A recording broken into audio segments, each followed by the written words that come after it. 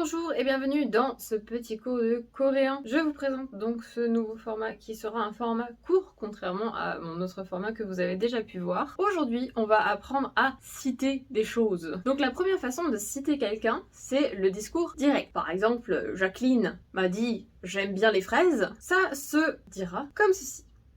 Voilà, je vous laisse regarder. Qu'est-ce qu'on remarque? On remarque que, du coup, on utilise la phrase que Jacqueline m'a dit, à savoir 달기 좋아해 plus 라고 했어. Donc ça c'est pour le 반말. Vous pouvez rajouter yo si jamais vous voulez être poli. Et on pourra évidemment mettre d'autres verbes que hada, qui est un peu le verbe par défaut qu'on utilisera dans les formules de citation, et le remplacer par des verbes de discours plus ou moins variés, comme 말하다, 대답하다, etc. Donc ça c'est la formule simple quand vous voulez vraiment pas vous tracasser, que vous citez juste ce que la personne vous a dit, hop, des guillemets, hop, 라고 했어, 라고 했어요, 라고 했습니다, et on est tranquille. Maintenant, on va attaquer les choses un peu plus compliquées. Pour citer une phrase qui se finit par un adjectif, il suffit de garder en fait la base verbale de cet adjectif, par exemple, joli, 예쁘다, et de rajouter go, 했어, à la fin. Donc, imaginons un de vos amis a dit waouh, cette fille-là, elle est trop jolie. Vous pouvez dire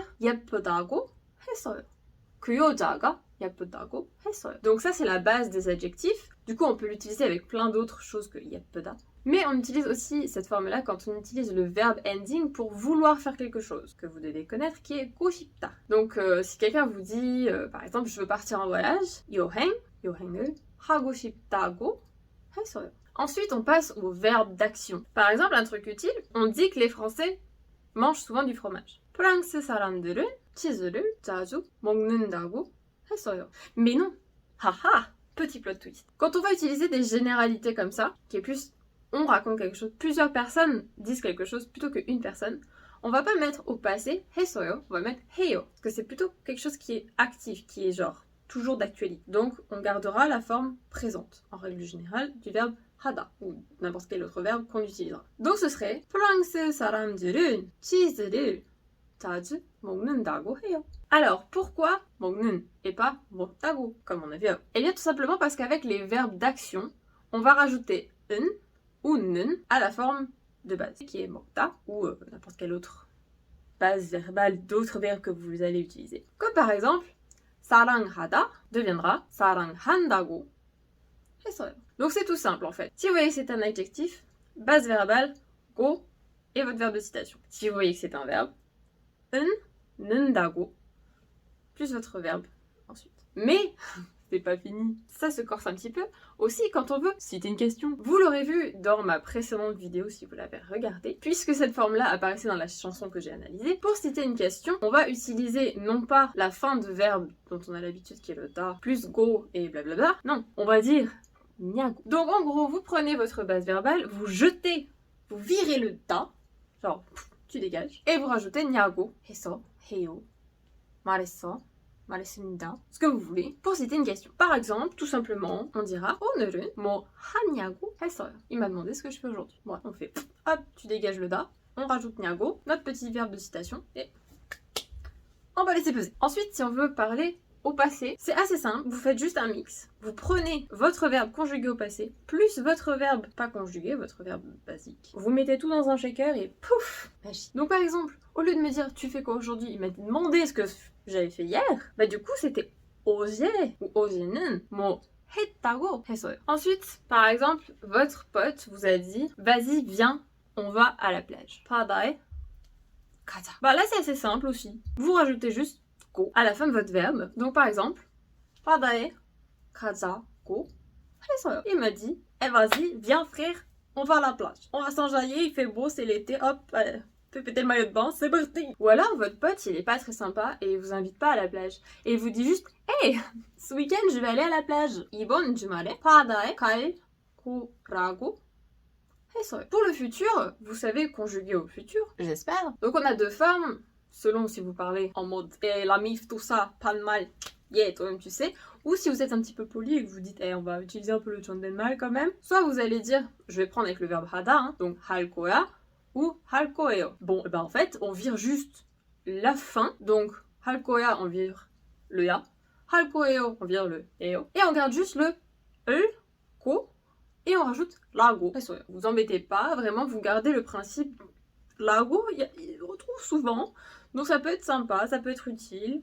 Hop, si vous dites futur, hop, lago, hop, tac, pouf. On combine la citation, on combine le futur, paf, on met dans un shaker, hop, ça fait de la magie. À ne pas confondre, évidemment, aussi, parce que pourquoi faire simple quand on peut faire compliqué. Le lago, il sert pas que dans les formes de discours direct et il ne sert pas que pour le futur, il sert aussi pour des impératifs. Quand quelqu'un vous dit de faire quelque chose. Par exemple, votre mère vous a dit il faut étudier mon enfant, et plus vite que ça, on va dire 엄마가 공부하려고 했어요. Et si elle vous dit en plus et tu ne fais pas de fête, d'accord? On ne fait pas la fête ici, ça suffit. Non, non, non. Vous pourrez dire à votre pote 엄마가 파티를 하지 말라고 했어요. Donc 하지마, qu'on a déjà vu dans ma précédente vidéo, et que vous devez connaître, qui est genre la base de la base pour dire ne fais pas quelque chose en version pas polie, on dira hajimaseyo en version pas wesh cousin. Donc au jima, vous rajoutez lago, et voilà, pouf, magie. Donc ça donne jimal라고 했어요. 말했어요.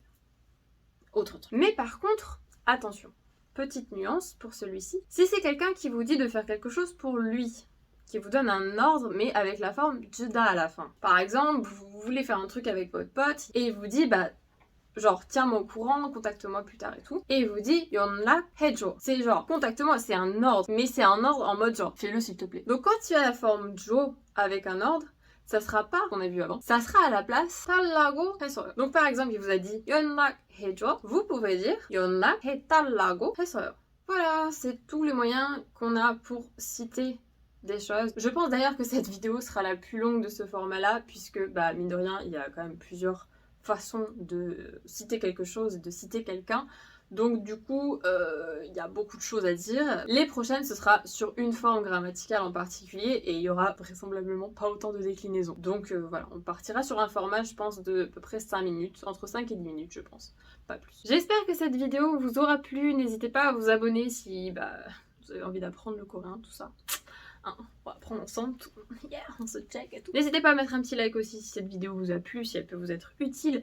Et surtout, n'hésitez pas à commenter pour me donner un peu votre retour, si vous avez des questions ou autres. Et puis bah on se dit à très bientôt. Ciao!